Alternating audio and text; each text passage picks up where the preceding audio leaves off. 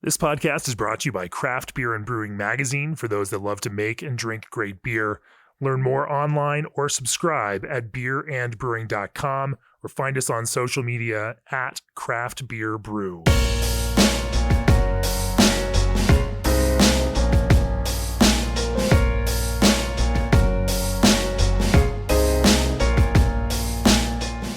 It's episode 280 of the Craft Beer and Brewing Podcast. I'm Jamie Bogner, and I'm in Atlanta, Georgia for this episode and for the next couple ones, in fact.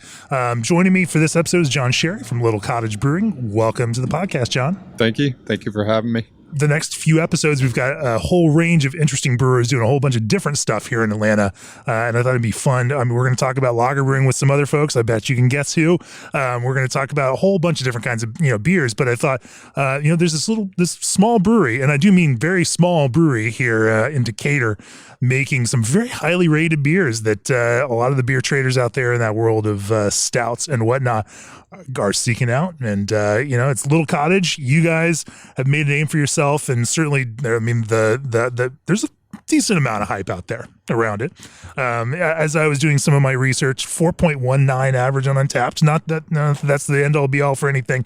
One of the leading breweries rated by, and I should say breweries on Untapped, because if you go look for the top rated on Untapped, you got to filter out all the meaderies to get to the real breweries. For some reason, everyone who drinks meat, you can see that beer fans in America in particular love sugar. Yeah.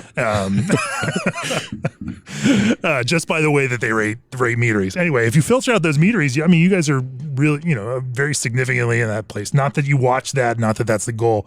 Right. A year and a half ago, you started this brewery here, and surprisingly enough, you make a lot of very small, very drinkable beers that are meant for a taproom audience. We're going to talk about doing that. Everything from brewing a 3% milk stout with coffee on nitro, like the one that I'm drinking now, to brewing big pastry stouts. You do it all in a 3.5 barrel system. You're doing it in a very manual, very workman-like way here. Yes. We're going to talk about all of those things. But first, what if you could chill your beer with a more efficient chiller? The answer, G&D Chiller's new microchannel condensers.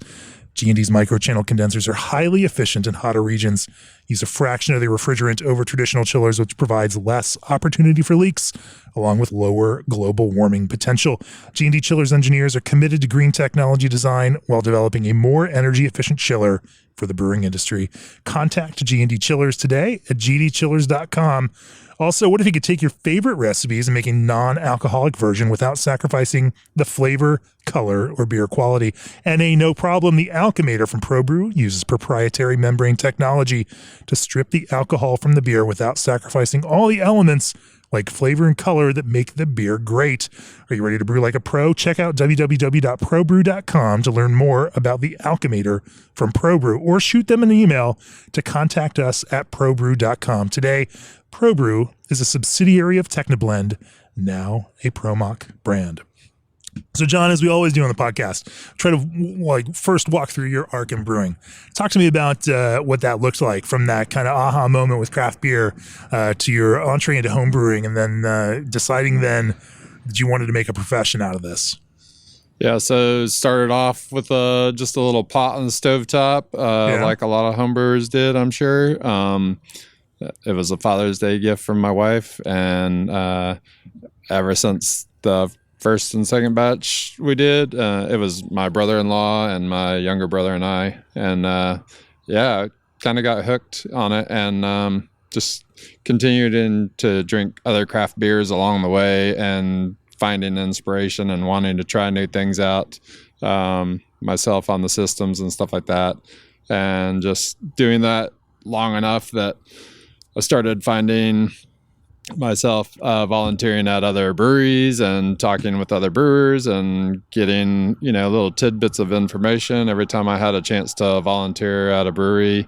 It was great because there was a little brewery called Burnt Hickory Brewery in Kennesaw, where that's where I learned a lot of stuff. Their system at the time was very small, and it basically was like what I was using at home, and I was like, I can just take those things. This, right? I can apply everything I'm doing here to what I'm doing at home.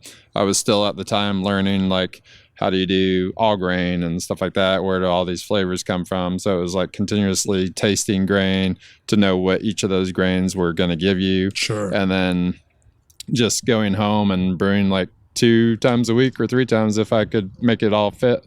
And I was brewing a lot, but it was all so I could like get the beer better and better every time. Sure. Around what time was this? Like, so I started homebrewing in 2012, and then I think 2013. It was either 12 or 13 that I won a competition, and that's where I met another brewer and started volunteering at a brewery as much as I could. Sure. Got excited about it. 2013, that was a great year. In fact, this episode is going to air on the December 16th. Which is in fact like the exact to the day 9 years since we started working full time at Craft Beer and Brewing in December of 2013. So this is our 9th anniversary of Craft Beer and Brewing magazines. Anyway, an auspicious year there in 2013, and yeah. So so you're home brewing, and you get a chance to now, like, not necessarily apprentice, but volunteer, kick in, start learning from from professional breweries around you. Mm-hmm. And along the way, that was also during the time when, it was the whole, I don't know, hop war, if that's the right term, but everybody was IBU like, wars. like who can make the 100 IBUs or whatever. Right. And it was like, it was ridiculous. 1,000 IBU. It was ridiculous. Pallet from Green Flash, 150 IBUs. Yeah. And my brother and I would just like go grab these beers and drink them. And then after we drink them, after a while, it was like, I can't taste anything after this. So I think we're going to stop drinking the IPAs for a little while and start working with some other stuff. So that's kind of actually how I got into brewing stouts. Yeah. And drinking more of those and learning, like, what does make a good stout and things like that. And he was a trader too, right? You guys started... Yeah, he was into beer trading, and so he would share whatever he could get with me. He was doing some R&D for you. Yes. On your behalf. So those were all good things to see what other people were doing, and then just continuously brewing and trying to figure out, like, how do I get it? More viscous and all of these other things. And then I got into barrel aging not too long after that, at my house. Even at home. I would get like little 8-gallon barrels or 15-gallon barrels and fill those, and just kind of started off with that. And that's kind of when it started turning into like people, like, there were already some friends wanting some of the beers I was doing, whether it was an IPA or something else, and they would share it with other people. And so the word was getting out there a little bit, but then also getting to pour at other places, like that place that I volunteered, Burnt Hickory. I got to pour there within that first year of me volunteering there. And so people would come and drink this stout that I made, and they're like, it blew them away. And I was like, oh, cool. Okay, I think I'm onto something. And I'll just keep working at it and making it better and better each time. But the barrel aging part was a lot of fun to me, but also there was no way I was going to drink all that. So it was like, sure. So I would bottle it up, and I would email people and say, hey, I have these bottles ready if you want them.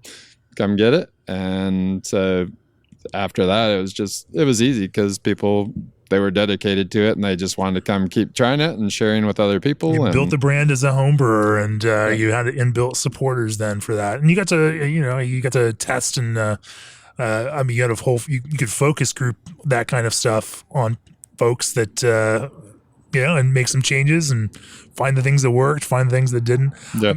Especially at that time, like, I look back at like stout in 2015 and even Imperial Barrel Aged Stout versus where it is now. And it is a completely different beast now, 7 years in, versus, what that kind of like Bourbon County, mean or norm, right, maybe in 2015 and before that. So talk to me about some of that evolution. And we can talk about big stouts. We're going to talk about small things too, because I think that's one of the interesting things, like I said at the top, the interesting thing about your brewery is that it's it's not just these things. Like Right. you make a lot of smoked beers because you like drinking smoked beers, like making a lot of small English style beers because those are the things you like to drink. And so we'll talk about some of that too. But let's talk about this evolution of stout as you made it, and this kind of I should say. This increasing viscosity of stout, and then the increasing intensity of flavor that that beer fans and drinkers of that started to begin to prize, say 2015, 2016, 2017. Mm-hmm. How did that brewing evolve then for you as you were brewing these things and barrel aging them? So again, it was during the time that I was volunteering at a brewery. So, and because I was learning the all grain process, I found, so actually my first recipe, I think it was, is it BYOB site or something like that? They did like some kind of anniversary stout and they had the recipe online. I took that recipe to Will, the guy I was working with, and I was like, hey, this is what I want to do with this beer, but I don't know what all these grains do. I'm trying to create like a chocolate imperial stout, and like, what do I need to do? And so he started going over the list with me and be like, okay, I would remove that, I would add this, and like change the percentage here. And so all those things, like, even though I didn't understand it right away, I slowly started to get it and taste those grains as I was using them, and started making sense. So I would just keep playing with that same recipe and like, okay, now that I've got it kind of down pat, how can I make it, a little more viscous? Because it was, I wouldn't say it was thin, but as you were saying, things over those years started progressing from, Bourbon County being good enough. Well, it still is a good beer, but to, I want it thicker and all this other stuff. And Sure. So, it was tasting more beers along the way and being like, oh, okay, well, how did they get this thicker? And like reading about boil times and all these other things. And all those things really help, the boil time included. But it was, you've got your unfermentable sugars and stuff. And that is something that, if you didn't know, is kind of out there, that unfermentable sugar, it's, gonna leave it less dry and more sweet, and eventually lead to a thicker body and stuff like that. So. Yeah. Well, let's talk about how you do some of those. And when I say this, like, you are brewing on a 3.5 barrel system. If you are making these big, thick stouts, like, it's a lot of work, in order to do that. And so you have to have a lot of intention to what you do, because you are sweating, and double mashing in order to, it's not like you've got an oversized mash tun in this system in order to make stouts the way that some other brewers now have been designing their systems in order to do that. So let's talk a little bit about that. Before we do that, is your brewery struggling to source or afford berry ingredients? Historic heat waves devastated U.S. berry crops, causing supply to dwindle and prices to skyrocket. That's why brewers are switching over to Old Orchard's craft concentrate blends, which mimic straight concentrates, but at a better price point and with more reliable supply. Is it any surprise that Old Orchard's best sellers are raspberry and blackberry flavors? Reclaim your margins and order your craft concentrates at oldorchard.com/brewer. Also, packaging beer can be a daunting task, but buying cans shouldn't be. American Canning provides packaging supplies at competitive prices in order quantities cater to craft. Think single truckloads and half-height pallets rather than million can minimums. For a smooth packaging experience, also consider their ultra-compact single-operator canning machines. Pricing begins at $25,000 with quick 6 to 8 week lead times on most equipment. American Canning exists to help share your craft in cans. Learn more about their ecosystem of solutions at americancanning.com. So let's talk about this. Let's talk about brewing big stouts on small systems and, achieving that kind of viscosity. And of course, we'll also talk about how you amp up flavor in that down the road. But let's talk about building that kind of body. Obviously, you started one place, you ended up another. What does it look like right now for you as you approach Imperial Stout? If you're thinking about putting a stout into a barrel, what are your parameters? What are you shooting for? And what do you find now? In terms of build the base recipe, it creates the right kind of beer to become the thing that you want it to be after it goes through this kind of process. Right. So basically all of my recipes have pretty much stayed the same from when I was doing it at home. I just keep all the grain percentages the same, but I think the hardest thing for me was learning the bitterness level, because it wasn't balanced really for me. It was, I was getting sweetness up front and then on the back end getting bitterness, and found out that basically I was doing the hop addition a little too soon. And so I had to change that. But that was really that was a learning curve, but also yeast fermentation. Sometimes it would attenuate great and, finish where I would want it. Other times it would stall out on me and I couldn't do anything about it. So at that point I would just figure out, okay, well, what do I need to do differently? Sometimes I would just pull some of that off and, it's too thick, too sweet, but I can rebrew it, do it better, get it drier, and then I can blend back with it.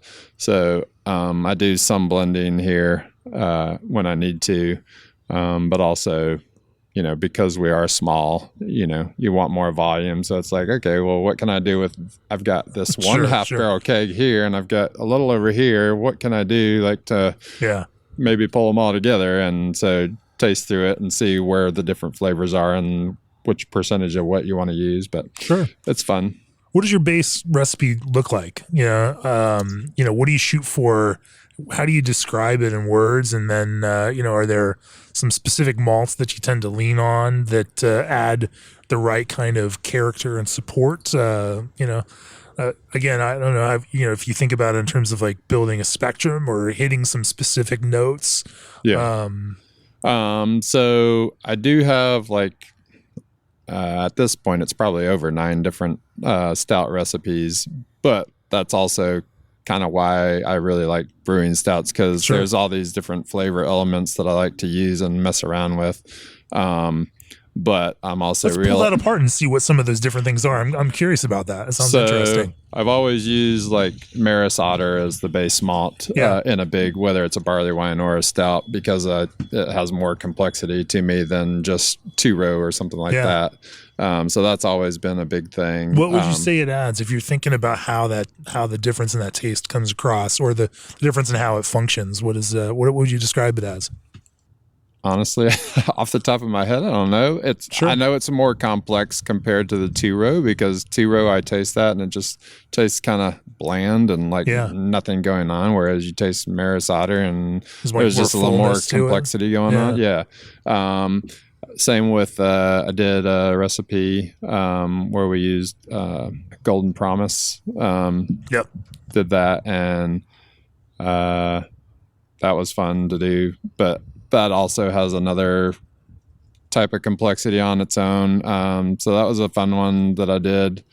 But things like Munich, adding a little bit of a raisiny character, things like that to it, but not too much. And then there's other stouts where I do want a raisiny character, so I would use something like Special B to add that raisiny character to it.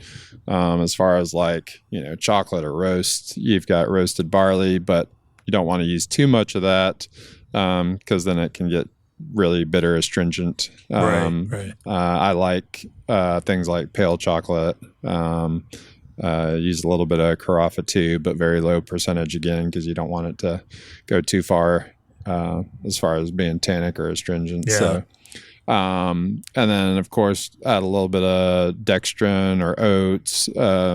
Again, not every recipe is the same, but those are things that are going to add more body and stuff like that to it. In general, for the dark grains, it's usually a mixture of roasted barley or some chocolate, some carafa, things like that for the color. And then it's just a matter of okay, what other flavors do I want in here? Actually, the last 2 beers that I did, I started messing around with taking half the Maris Otter and splitting it with 2-row, because the more I thought about it, and I don't have evidence yet, I'm waiting for it to finish up, but the more you think about it, you have a lot of specialty malts in there. So are you, using more, Maris Otter is not cheap. So, Sure. especially with grain prices these days, but, is it getting hidden by all these other specialty malts that you're putting in? And so this is kind of an experiment for me. I think it's going to work out good, but you think you might be able to split the difference between your Maris Otter based malt and some standard 2-row. Yeah. Interesting. As you think about like, what are the general parameters of it? Where do you hope? I mean, and I assume you're fermenting with, like a Chico or American ale yeast of something like those lines. Yeah. Anywhere from Super San Diego yeast to sometimes it's just the Safe Ale 05 stuff. Sure. I've gotten those up to like 12.5%. Yeah. And they attenuate great. A lot of people are using the dry yeast just because it's an inexpensive way to get a big enough pitch to actually ferment these things, right? Yeah. And anyway, as a business and thinking business minded anyway, you can like try to cut costs without cutting quality or anything like that. It's very smart to do. So I've been doing that more often with the dry yeast.Ure. What do you, and then what do you hope to, like, say for a beer that's going to go into barrels? What's your goal for a gravity? Is it, finished gravity as it goes into barrels? And then where do you start in order to get there? So each one's going to be different, but as high as, I don't know, I'd have to pull it out to tell you Plato, but still using specific gravities sometimes. So as high as 1180, and then sometimes it's more like 1145, but always up in that range. And then of course finishing, usually I'm trying to get it down to 1060, but it's not always going to come down that far, especially when you're starting that high. So realistically, a lot of times it'll be like 1070, 1080 finishing, which, some of what I had read online when I was home brewing and inspired by other people's beers was Three Floyd's Dark Lord, and somebody had said something about taking a gravity reading, and it was like around 1070, 1075, something like that, if I remember right. And so I was like, oh, okay, well, if I'm going there, then where do I need to start and all this stuff. So things like that help me when brewing. Yeah, we've got a story on barley wine in our new issue, and the black barley wine, and one of our beers of the year this past year was a Pulpit Rock beer, and when we we realized that the finishing gravity was 23 Plato. Yeah, I was like, oh. Yeah. I mean, there's a feat right there, right? Like, how do you make a beer with a finishing gravity it was 22.8 Plato? That high, that still tastes balanced. Like there is an art to balancing a beer in that realm. And I think that's an interesting thing, to talk to. So maybe talk to me about like how, then do you think about bitters? You mentioned, hopping in that and the timing of hopping, because you want to create this kind of cohesive feeling of bitterness, but you've also got, that roasted barley that's adding bitterness, and also potential astringency, but really more, that kind of roasty bitterness. The perception of roast also contributes to this idea that people have of bitterness itself. And so, that plus hops, you have to kind of think in this multivariate equation as all of these things are kind of feeding into that. And then you also want to think about that perception of the sweetness, because there's different things that produce different ideas and feelings of sweetness within a stout like that. Not all sweetness is the same sweetness. How do you think about all that? So like you said, the attenuation, the bitterness from the hops, as well as knowing the grains, what that end result is going to be with the roasted grains. It's just some stuff that I kind of figured out at home, and I just kind of continued to do it here. And I know, like, for instance, Carafa, I don't really want to go above 2% on that, because it can get to be too much.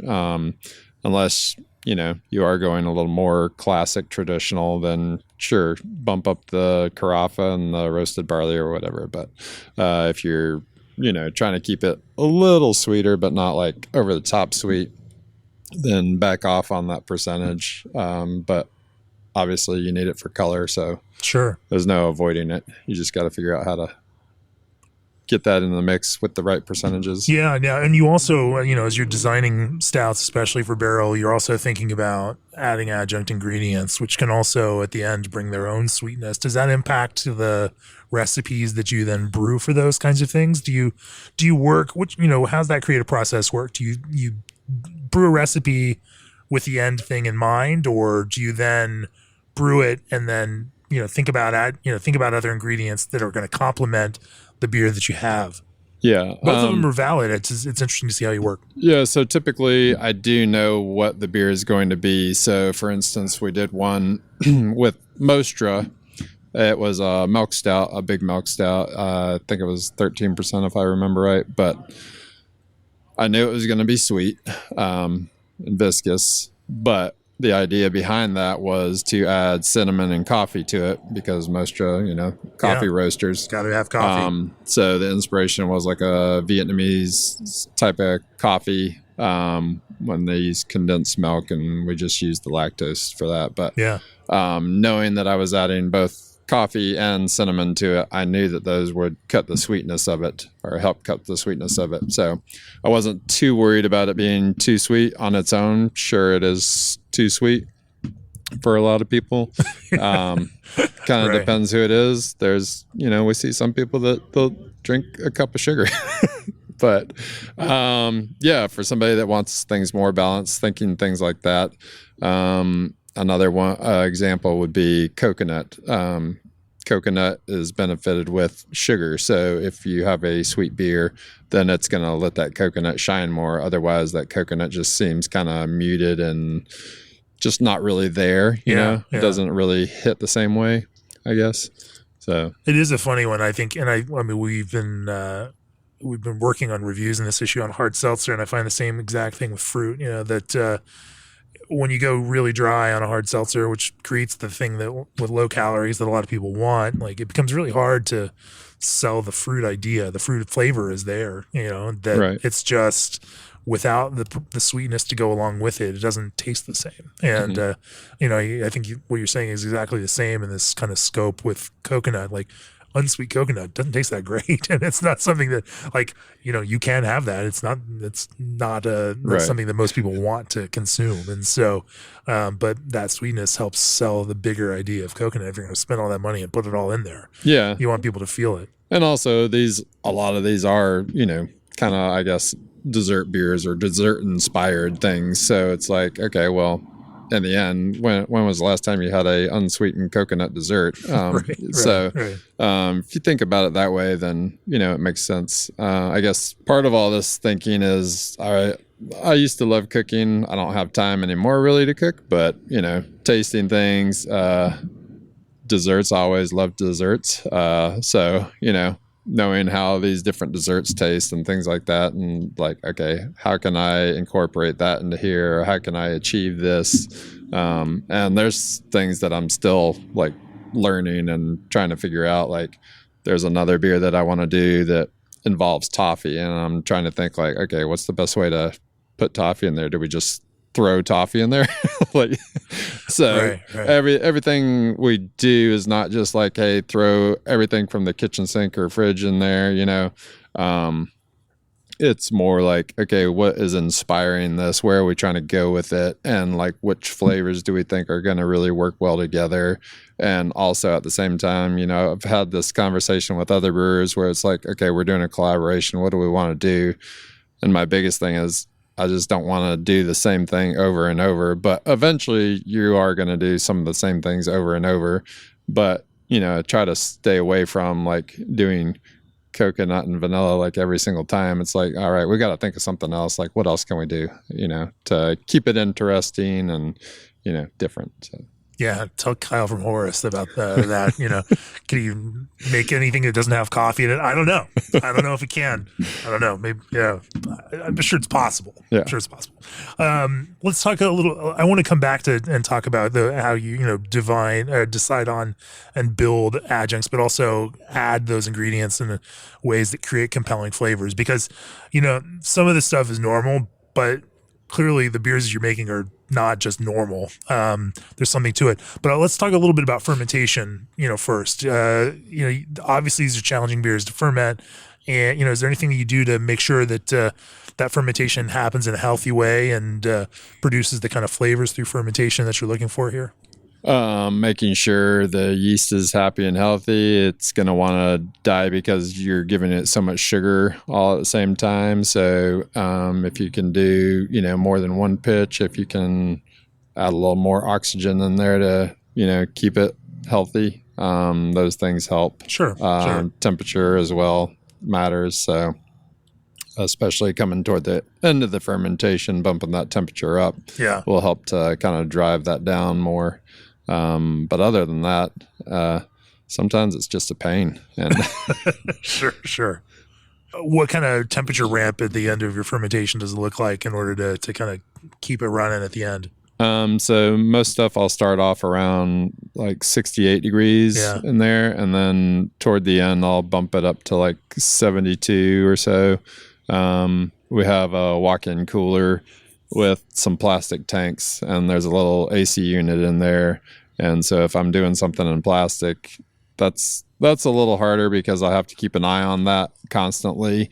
It's not like it's running through the glycol chiller and I can keep it cold or whatever. So I have to, and of course seasonal, like right now it's getting cold here in Georgia. So I have to keep an eye and make sure that temperature is not going to go from 68 all the way down to like 64 at night. So, it's possible I might have to plug in a heater or roll that plastic fermenter out into the brewery to keep it a little warmer. But things like that, it's just so much easier in the stainless. Sure. So, anything else to that kind of fermentation piece? You'd use enzymes at all in order to, make sure that things finish where they want, or is that then dry things out too much? Use yeast nutrient in the boil, but that's about it. Yeah. And then, do you, in order to, again, promote that viscosity, you mentioned doing double boils, in order to get a really thick, starting gravity on this, or using, any other, elements in order to kind of promote that viscosity through this process? No, besides the double mash and just boiling a long time, typically. If I'm shooting for something more traditional, then I'll keep it at, say, 90 minutes to 3 hours maybe. But if I'm doing a big imperial stout that I know is going to go to a barrel or something like that, it's going to be a minimum of 6 hours, but sometimes up to like 8.5 hours. After that, I'm running short on volume of what I'm going to get out of it. So I kind of call it quits after that. That is a tough thing. So you do all this work on a double mash and then you boil the crap out of it. And then, because it's a small system where you end up with not a lot of beer. Right. Yeah. It's, you got to love it and be willing to do this. It takes a long time and a lot of hard work. Sure.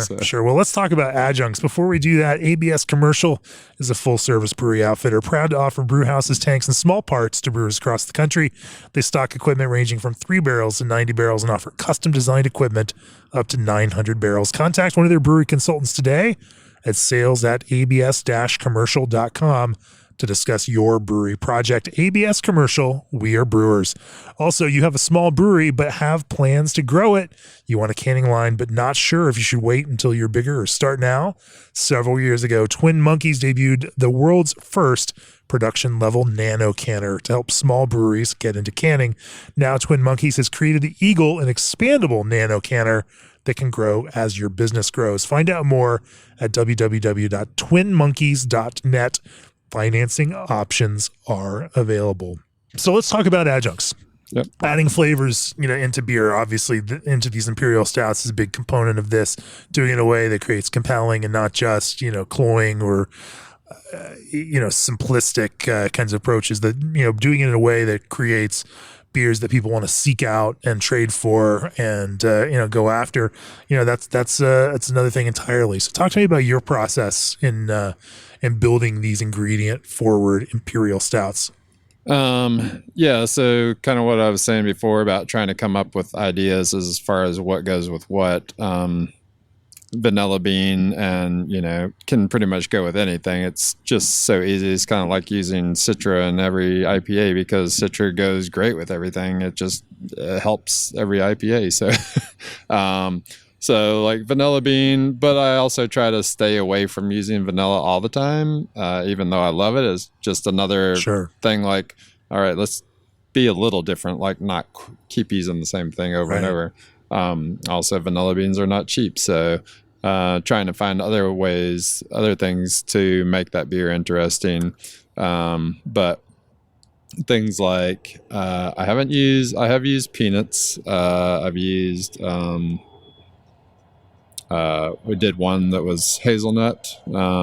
So I actually have one coming out this weekend that's called Christmas Land. It is vanilla bean, hazelnut, coffee, and coconut. The idea behind that was when I was growing up, my dad liked this coffee from this coffee roaster called Barney's. Terrible coffee, but the coffee was called Santa's White Christmas, I think. You know what? I grew up in Winter Park, Orlando, Florida, and we had a Barney's coffee and tea. Yeah, it was called Santa's White Christmas, if I remember right. Okay. And looking on their site when I was homebrewing, and my brother and I talking about that coffee in particular, I saw that it said it had these notes of hazelnut and vanilla and coconut, and I was like, well, I'm not going to use the coffee. I'm just going to make that thing like with those notes. I'm just going to take those ingredients and put them together, and that's how I create your own roasty notes with the barley itself. So that's how I came up with something like that. Then how do you select the ingredients that you're using in them, and how do you find high quality ingredients that then convey well within a beer? And then what kind of techniques do you use to add them that makes for well balanced, interesting extractions? Like you've now put so much manual work into making this like 90 or 100 gallons of beer, and you're now at the stage where you need to add things to it. It's like you can really screw it up at that point, and then then you can ruin all this work that you put into this thing. Getting to that point. So there's a lot of pressure to that, and you want to make something compelling. What are some of the strategies that you use around adding those ingredients, selecting those ingredients, etc.? Yeah. So sourcing is different. I've kind of found things. For instance, if it has coconut, we have a farmer's market locally that will go and we'll get like big boxes of coconut because we can save a little bit of money that way. Yeah. Typically it's unsweetened coconut because the beer has enough sweetness in it that I don't have to worry about that. So I've also gone through the process where we've toasted it, and then we've also done just raw coconut. And actually the Christmas Land bottle that I was talking about is raw coconut. There's no toasting in it. Yeah. Toasting will add another element, but that's a whole nother thing. But what do you like about raw versus toasted, and what are the challenges that come with that toasting? I mean, I know a lot of folks will toast in order to try to drive off some of the oil. Using raw coconut means you got a lot of oil. You also have an ingredient that you're now adding into this finished beer that may not be perfectly aseptic, that could potentially bring in some beer spoilers with it. How do you manage around that kind of thing? And that was something I was very concerned about when I did it, but I've done it a couple of times now and it's worked out. And I've also talked to other breweries, and no other breweries have done a mix of both even. So it was just a matter of being more comfortable with it, and not freaking out about it, because I used to freak out about everything. And we have to put that in the oven. We have to bake it and make sure anything is baked off of it. And that way we know everything's sanitary. There's still some of that, for instance, nuts. You do want to toast the nuts because it brings out some of those oils and flavor in that, instead of just letting it be a raw peanut or hazelnut or whatever. So the toasting on some of that stuff is beneficial. Coconut, like you were saying, it leaves some of that fat content in there without toasting it. So that was kind of the idea behind this one, to leave some of that in there. Huh. Why leave some in there on purpose? That's interesting. Just to add even more to the mouthfeel, really. Oh, okay. That was my thought behind it anyway. Yeah. As far as like how I put all these ingredients into the beer, in the beginning, it was a pain because what we were doing was hanging a big old sack in the fermenter and then pushing the beer into the fermenter so it could sit there on it. That was a pain and did not always work great. We you got all these expensive ingredients, and now you're creating a giant clump in your tank in the inside of a bag. We ended up buying a hop back, so it has a false bottom, and so I'll clean it, sanitize it, and then we'll seal it up, purge it after putting the ingredients in there, and then basically just push enough beer in there to fill it up. And then once I have it filled up, it's a matter of giving it the time it needs to sit on those ingredients. Right. Not all ingredients are going to be the same. Some are going to be quick, some are going to be longer. So you just have to give it the time it needs. Do you recirc, or do you through it, or do you then load in and create a high, a more like intense extraction that you then blend back in? How do you? So I've done both. It kind of depends what it is.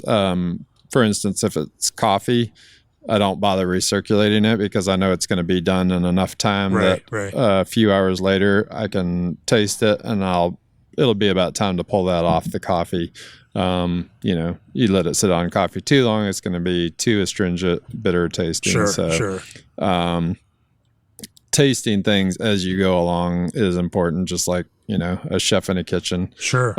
So when I'm cycling, I'll have a valve, and then I'll have a little sample valve on there as well. And I'll open that up as it's circulating and just taste it along the way, because it could be a few hours. It could take a whole day or 2 days even recirculating on those adjuncts. So it's just a matter of giving it time, tasting it as you go along, and just knowing when to stop, when to add more, whatever. Yeah. What works fast and what works slow? How do you balance timing on some of these things? Vanilla beans, I don't like to rush it. So I'll usually push the beer on there ahead of time and just let it sit. If I have time and don't need that hop back for a while, I'll let it sit for a month if I can. Oh, wow. And then I'll pull it out, taste it, and then I'll try to recirculate, and I'll see, okay, well, did that increase the vanilla at all while I'm sitting here recirculating, or does it taste the same as it did before? And then just decide if I'm wasting my time or not, basically. Sure. Yeah. So it's pretty much that way. Vanilla gets its head start. Okay. Yeah.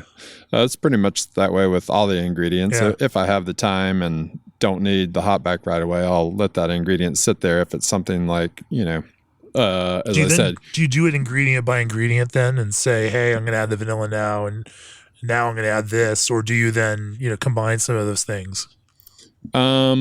Most of the time, the vanilla would be ahead of time because I like to give it more time.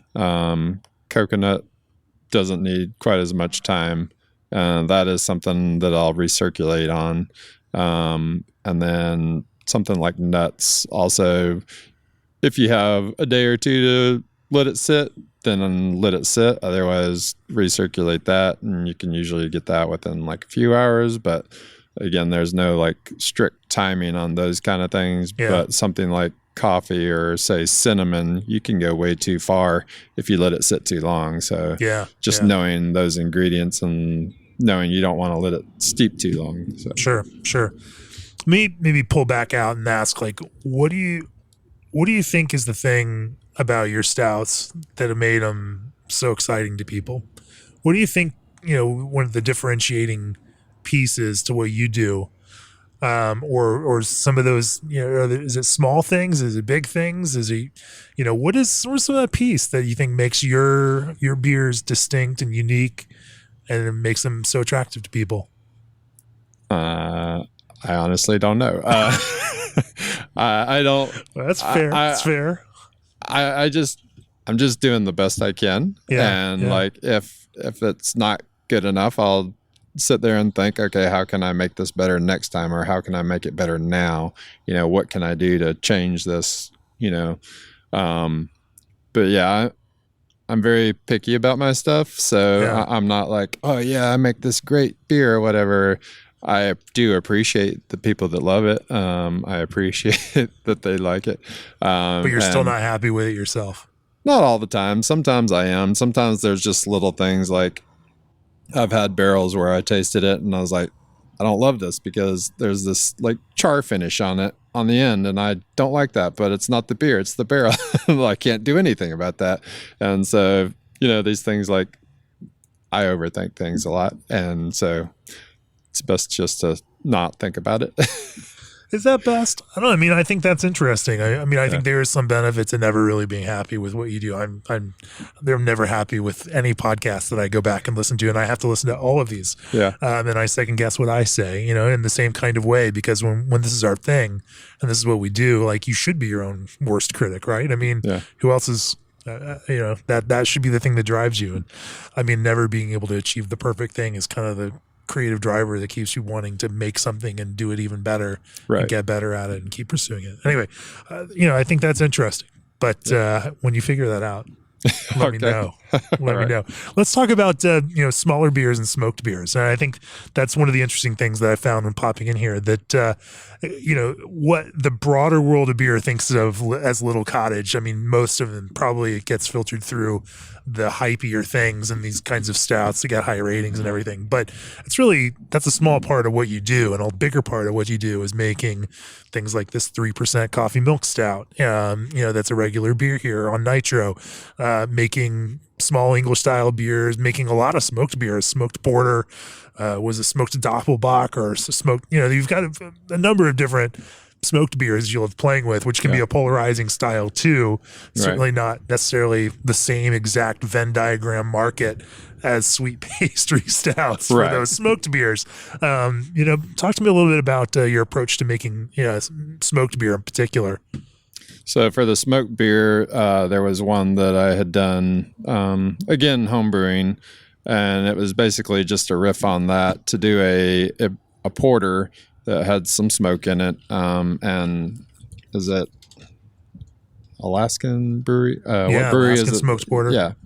I had that years ago and I remembered it, and things like that just kind of stick in my head that, something that inspired me and, want to recreate something similar.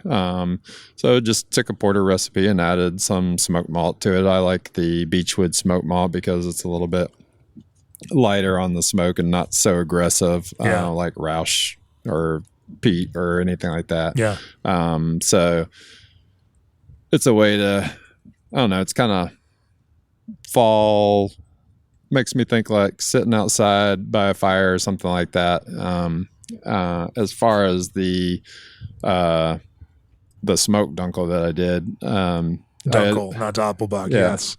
As far as that one goes, we weren't, it might seem like I love smoke a lot, but really it's just, we wanted to play around with our dunkel recipe, and something that some other breweries have been doing the past couple of years is like a smoked Helles, which I thought was really cool.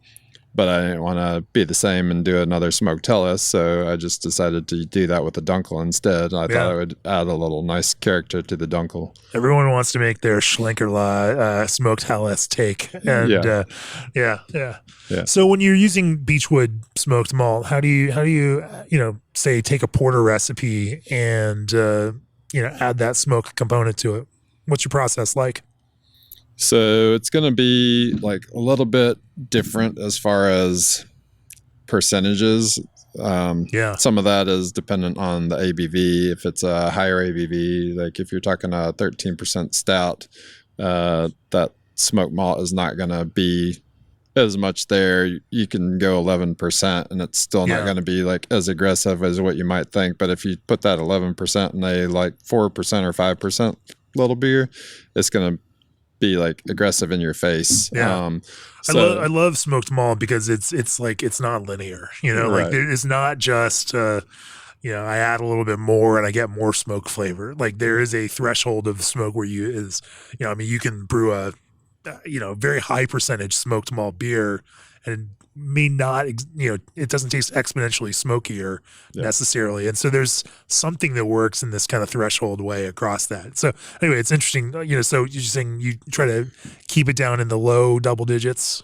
Yeah. So like on the Dunkel, because that beer was going to be light and I knew it would attenuate more and things like that, trying to be thoughtful of those things. I think I kept that down to about 4% on the Dunkel, whereas the smoked porter, I think I was around like 7 or 8% on that. So as you get bigger, add more to try to push it a little more. There's Otherwise, still very it's kind of hidden. cautious levels of smoked malt. Right. You're not going all in on the smoked malt on these. Right. Yeah.